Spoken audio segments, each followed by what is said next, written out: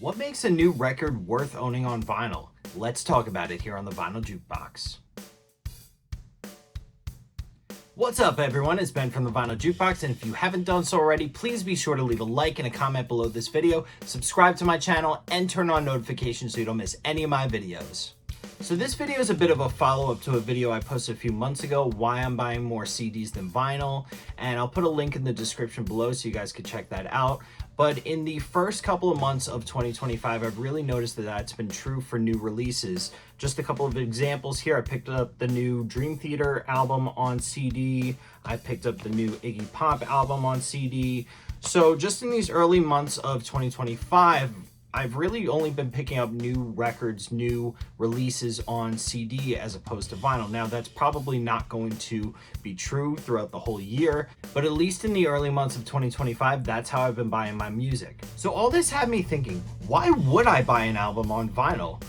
What makes an album worth owning on vinyl? Now, before you all start freaking out in the comments, I just want to make it clear that vinyl is my preferred listening format. However, I consider myself a music collector, not just a vinyl collector. So I'm more than happy with picking up an album on CD, picking up an album, not really on cassette, but definitely CD, as opposed to vinyl, if it makes sense. So let's explore this topic a little bit. I came up with a list of some reasons of why an album would be worth having on vinyl for me, what would make sense to me. So without further ado, let's get started. And my first reason is probably the most obvious of all of them, but a new release would be worth getting on vinyl for me if it's only available on vinyl. And we see this a lot with Record Store Day. Record Store Day has their Record Store Day exclusives that are only available on vinyl. Sometimes they do a CD version, not all the time. So for example, we have Duffmckagan live at Easy Street. This was released for the last Record Store Day Black Friday. And this was only available for Record Store Day on vinyl, limited to 1,500 copies. I got number 202. You can't get this on CD. You can't get this after the fact unless stores still have it or you buy it on the secondary market. This is a perfect example of an album that is only available on vinyl. And it's not just Record Store Day. Sometimes, online stores have special releases. Sometimes bands only do a reissue on vinyl. You don't see it very often with just new albums, newly recorded albums from bands. You don't see that a lot where they're just doing it on vinyl, but, definitely for Record Store Day, we see that a lot. Number two, an album would be vinyl worthy for me. A new release would be vinyl worthy for me if it's the first ever vinyl pressing of an album that I really enjoy. So Record Store Day, again, does this a lot, and this actually happens a lot these days with albums that were released in the 90s that were never available on vinyl before, only released on CD, and now they're getting vinyl pressings. So a couple of Record Store Days ago, I think it was one of the Record Store Day Black Fridays, we got one of my favorite albums of all time here, Buckcherry's self-titled album. This was only released on CD in the 90s, so this was the first ever vinyl pressing for Record Store Day. And then the very next year, I think it was the next year, maybe it was 2 years after, they did the follow-up album, Buckcherry's Time Bomb.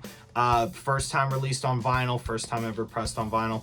And the cool thing about this one was, and kind of annoying at first, but ended up being kind of cool, they made a mistake with the pressing here for Record Store Day, and they accidentally pressed the censored version of this album. So people complained to the record label, and I was reading online that if you contacted the record label, they'd actually send you a new pressing of the uncensored version. So that's what I did. So right now I have, and the vinyl looks identical, but I have the explicit version and the clean version here. I'll probably never listen to the clean version again. And I was a little upset when I got it at first to see that that was the clean version, but now I have the explicit version and it sounds great and I love it. Another example of a first time ever vinyl pressing, we got Scott Weiland's 12 Bar Blues, again done for Record Store Day. This was really cool to have on vinyl because it was never available on vinyl. I had it on CD, but I really wanted a vinyl pressing. Really interesting album from Scott Weiland, very experimental, very different from any of his Stone Temple Pilots, Velvet Revolver, or even any of his other solo albums. So really cool to have on vinyl there. Number three, an album would be worth having on vinyl Number 3, a new release album would be vinyl worthy for me if it was released by one of my favorite bands. So I wanted to show this one, Guns N' Roses, Appetite for Destruction. This was the remastered version that came with the box set. You know, I have multiple versions of this. I have the uncensored cover. I have the censored cover, the second cover. Both of these are original pressings, but you know, I have so many versions of this album. I have it on CD, I have it on cassette, I have a few more vinyl versions, but seeing as this is my favorite band of all time, I just couldn't resist getting yet another version of this album. This was remastered, so it does sound a little different than the others. I think they cleaned it up a little bit, sounds a little more modern, sounds a little bit better in my opinion. But, you know, I can't resist when a band that I absolutely love, one of my favorites, releases one of my favorite albums. I mean, I have to own it on vinyl in that sense. Number 4, great packaging. So if I know that a record's going to be released with great packaging or great artwork, I'm very tempted to own it on vinyl, and you know, in most cases that makes it vinyl worthy for me. Just looking at a few examples here, this album, the 2 albums ago or 3 albums ago, from the Dead Daisies, this was Holy Ground. But I love this album cover, and you can see it's got, if I take off the sleeve a little bit, it's a little bit shiny there. It's got a texture to it. Just amazing artwork, amazing packaging here that, you know, I saw this and I saw people doing, you know, just little reviews of it when it came out, and I was like, I need to own that because the packaging is just incredible for this album.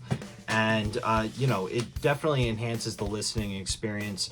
Another artist that I always could count on for great packaging. Now, the last 2 albums hasn't been great in terms of packaging, but, you know, Jackwhite usually does it right. This is 2 albums ago. This was Fear of the Dawn, and I just picked up the regular black vinyl version of this. But I love the artwork, but also you could always count on Jackwhite to do something a little extra with his releases. Like here, he put in a little headshot here. What else do we have? You know, he put in a bunch of stuff here. We have cards with this artwork on it and the liner notes. I mean, this is just really cool to have, and something that, you know, I don't have the CD version of this album, but I can guarantee that the packaging is not as cool as that. Sometimes the CD packaging is actually cooler than the vinyl packaging, so that definitely would influence my decision too. One more here, and I've showed this on the channel before, Rob Zombie's The Lunar Injection Kool-Aid Eclipse Conspiracy. I love that album title. But Rob Zombie you could always count on for amazing packaging. This is just like a really nice matte finish to this album. Incredible artwork. You know, you open up that gatefold, you get that giant picture of him. And what I really liked about this one, actually, let's see if I can pull this out here, is he included this huge booklet just full of really cool artwork there in his style that only he could do. Just awesome stuff. Just really cool stuff. Again, I don't own the CD version of that. He probably included a lot of the same artwork on the CD version, but I think it looks so much cooler on the vinyl version. And finally, number 5, an album would be vinyl worthy for me if I knew that I was supporting a newer emerging artist. And I've noticed that newer artists aren't selling vinyl as much as they used to. It used to be vinyl and CDs. Now, sometimes they're only offering the vinyl option. Either way, I still like to buy the vinyl. I feel like a little more money might be going in their pockets. I don't know. I don't really know the logistics of that, but you know, I feel like the vinyl might support them a little bit more. In addition, when I go to shows, newer artists are playing, oftentimes that's all they're selling at their merch table is the vinyl version. So a few examples here.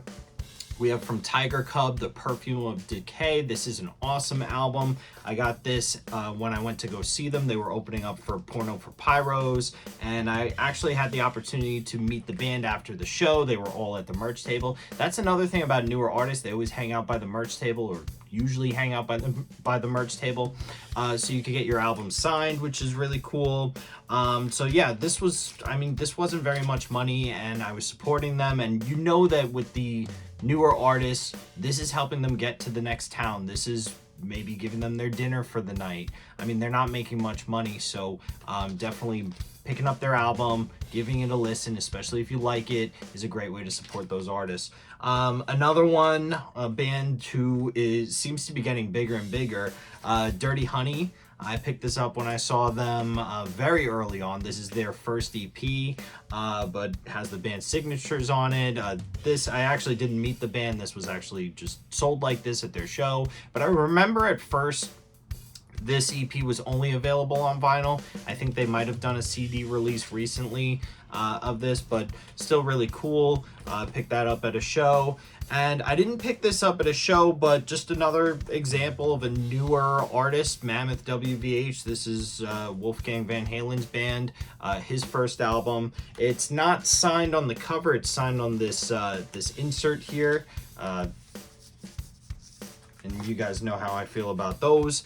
But yeah, I feel like a new album would be vinyl worthy if I knew that the money was going to a newer emerging artist that definitely needs the support a lot more than those legacy artists. I mean, don't get me wrong, I love getting vinyl from my favorite legacy artist bands, but I think these newer artists need some love too, so great to support them in any way that you can, and who knows, maybe they might become the big artist one day and these records might end up not being available anymore. So definitely nice to pick up. Anyways, there you have it, everybody. Those are some reasons why a new release would be vinyl worthy for me. And let me know in the comments below, what are some reasons why a new release would be vinyl worthy for you? Do you find yourself buying more CDs than vinyl these days? Let me know in the comments below. I'd love to hear from you. All right, everybody, if you haven't done so already, please be sure to leave a like and a comment below this video. Subscribe to my channel, turn on notifications, share the video, all that good stuff. Thanks for watching, everybody. I'll see you next time.